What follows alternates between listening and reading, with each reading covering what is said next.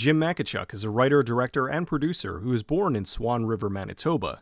Makichuck started his career in the industry when he got jobs working as a newswriter, soundman, and film cameraman at CKLW-TV in Windsor, Detroit.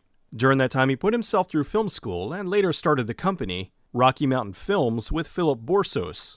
They produced 2 short films together, Cadillac and Cooperage, as well as a number of corporate films. He continued working in TV, but really wanted to get into filmmaking. In 1979, he formed Badlands Pictures and worked to raise the funds for his first feature-length film. The choice of genre was easy: horror. With John Carpenter's Halloween breaking records a year earlier, telling potential investors who were making a horror film was an easy way to get financing. Plus, no matter what season, there is always a market for horror films. While researching potential ideas for the film, he was reading books on myths and legends. He wanted to make a film revolving around a monster that was unique, and someone suggested the Wendigo. He looked into it, and at the time, there weren't very many films on the subject. According to tales of folklore, the Wendigo is a cannibalistic monster or evil spirit native to the northern Atlantic coast and Great Lakes region of the United States and Canada. Historically, it's been associated with murder and greed, with the 2 elements culminating in the creature's need to devour its victims. He began to read more into it, and the Wendigo seemed like the perfect candidate for the film. He started working on a script when he had a stroke of good luck. The director was friends with a guy whose father owned the Deer Lodge, a hotel near Lake Louise, Alberta, Canada. The Deer Lodge was built in 1923 as a tea house, and in 1925 the lodge officially opened as a hotel. The hotel was very close to the much larger hotel, the Fairmont Chateau. The Deer Lodge was closed during the winter months, so the owner agreed to let Makichuck film there during that time.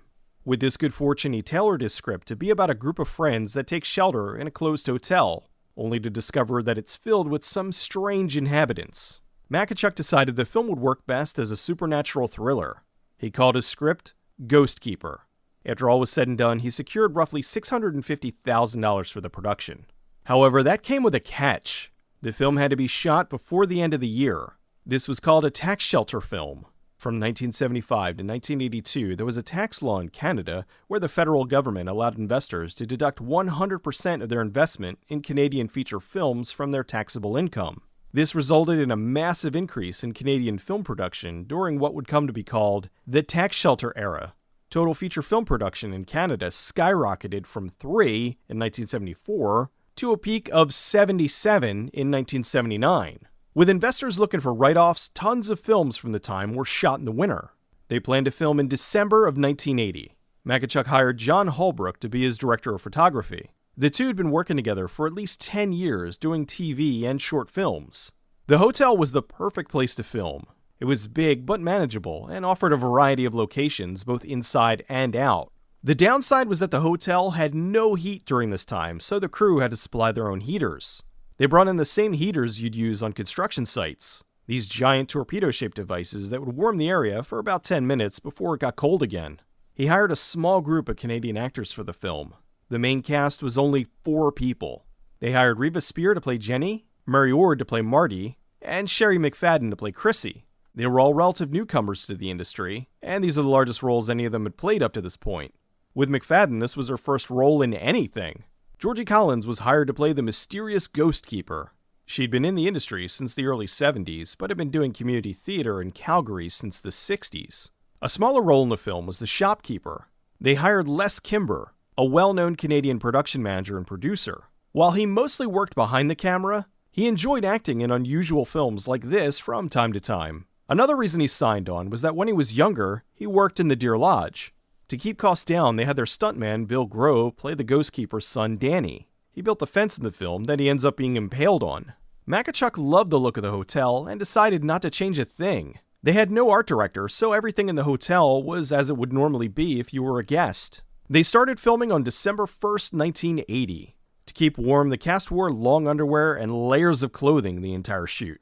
They kept the shooting schedule short because they knew they had to finish before the end of the year. Normally when a production is filming in a hotel, everyone would just stay at the hotel. However, since there was no heat, once they were done for the day, they stayed at the local, much warmer motel. While they shot the location in a way to look isolated, it wasn't. Just down the road was the Fairmont Chateau, and they had to be careful with their shots because guests of the hotel were constantly skiing by. The snow in the film was real, not fake, and if it looks hard for the actors to trudge through it, try to imagine the crew lugging gear through it. Keeping it simple, they planned to shoot the film in order. Although since they had the run of the place, they made adjustments on the fly. For example, if there was a day where they were planning to shoot outside but the weather was bad, they stayed indoors and filmed. Then when the weather cleared, they get the exterior shots they needed. This worked in their favor in other ways too. One day it became unseasonably warm and all the snow melted off the trees. They were starting to panic because they were running out of things to film indoors but couldn't do the outside shots because it would be an obvious continuity error. Thankfully, the night before they had to return to shooting outside, it snowed and covered all the trees. Since they knew they didn't have a large budget and couldn't really do a lot of special effects, they tried to keep the mood of the film creepy and weird. They opted for atmosphere over jump scares. Okay, they had one jump scare. Makichuck insisted on throwing in a cat scare. They shot the film using mostly natural light, which helped keep lots of dark corners in frame. To get a genuine reaction out of the actors, they weren't allowed to go upstairs until they were filming. While the movie largely focuses on the characters in the film, the winter is its own character, with the group being far enough away from the town and obviously not able to get far without their snowmobiles. It becomes a force that keeps them in the hotel no matter how bad it got. The ice room was a room they built in the basement. Since there was no heat, it was easy to keep it up without melting. One day while returning to the hotel, the crew found a dead deer that had been recently hit by a car. They brought it back to the garage and used it in the film. Later in the film, actress Georgie Collins' character was to be shot with a shotgun. The director was telling her all about this device they were putting on her to simulate being shot, and she asked, "Isn't this the sort of thing we use doubles for?" They let her know that essentially it came down to the fact that they just couldn't afford a stunt double. They assured her time and time again, though, this whole thing was safe and she'd be fine. When they did the scene, Collins fell down and faked being dead to scare the crew. They ran over to check on her and she said, "Aha! So you weren't sure this would be safe." On the last week of filming, they were almost out of money. They planned to do more with the Wendigo, but only had him in a few shots. They also had to cut some scenes and adjust around what they could afford. The script called for a big chase sequence on the roof of the building with the Wendigo, but they could no longer afford it. The producer asked if they should shut down, but the director pleaded for some more time to come up with an ending so they could finish the film. He rewrote the ending to be something they could shoot in an afternoon, and while he wasn't entirely happy with it at the time, at least they had a complete story. Filming ended on December 16th. A very short shoot, even for this kind of film. They did come back to shoot some additional shots of the snowmobiles. The snowmobiles in these scenes were being driven by professionals, not the actors. While editing the film, the time came up a little short. Thankfully, the director of photography had shot some of the scenery around the lodge, and they were able to strategically insert some of them into the film to help stretch the runtime. In the end, it helped the film because those scenes added to the feeling of isolation. The editor for the film was Stan Cole, who edited Black Christmas, as well as many other films from Bob Clark. Composer Paul Zaza did the score for the film. He reused some of it for Prom Night in 1981. After the film was complete, they began to look for a distributor. They spoke to a sales agent from New York who sold the distribution rights to Roger Corman's New World Pictures. The movie had a small theatrical release in the US, and even played overseas. Unfortunately, there's no records for it from the time, but the director said the film made its money back. 2 years after the initial production, there was an alternate opening sequence that was shot without the director's permission. It was of an unknown character being chased and killed. The film was a slow-burn, atmospheric horror film, so most likely the distributor wanted to add some action in the beginning to grab the audience's attention. I personally think the movie is much better without it, as it really adds nothing to the film. The film didn't receive a home video release until September of 1986. For the UK VHS release, the distributor placed this chicken demon and Mayan temple on the cover, despite neither thing being in the film. The Deer Lodge is still open and very proud of the film. They even have a poster for it in the lobby and give Ghostkeeper tours. Although the hotel's been renovated over the years, so it doesn't look quite like it did almost 40 years ago. While Ghostkeeper made its money back, it wasn't a major hit, and while Makichuck was able to continue directing, he only did 3 made-for-TV movies: The Tower, Niagara Strip, and The Odyssey. He continued as a writer for movies like Blood Games and TV shows like Highlander. In 2010, he wrote the Hallmark Channel Christmas movie, The Town Christmas Forgot, which is about as far away from Ghostkeeper as you can get. Makichuck had a unique idea for a potential sequel. He wanted to have the film revolve around the original cast returning to the hotel on the 30th anniversary as themselves, not their characters. While there something unusual would happen to the hotel, that may or may not be related to the actors. Ord continued acting until 1993, when he switched over to being a location manager and producer. Spear switched over to voice acting on shows like Macross Plus, movies like Ninja Scroll, and video games like Star Ocean. Sherry McFadden quit the industry after this, and Ghostkeeper is her only film.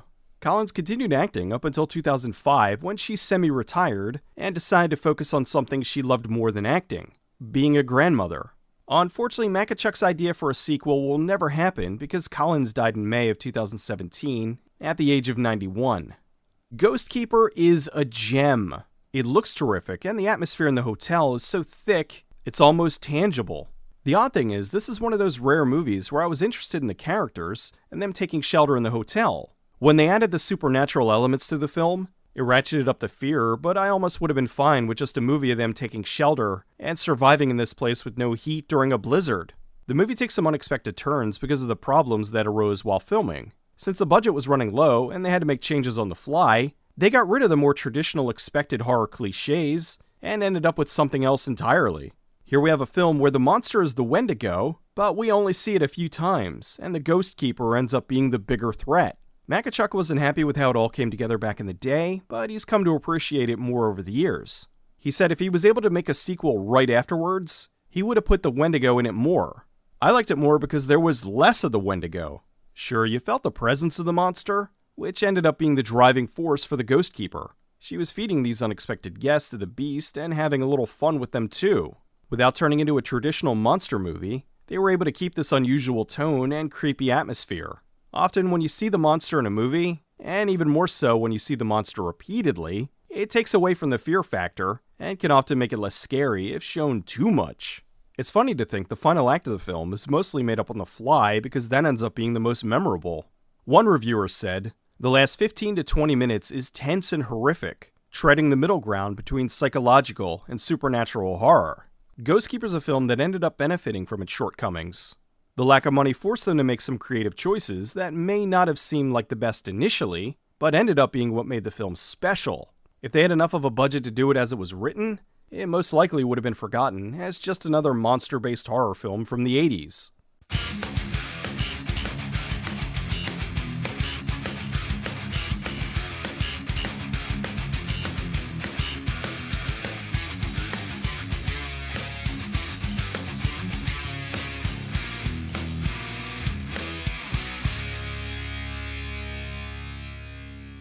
You're not allowed here. This place is closed.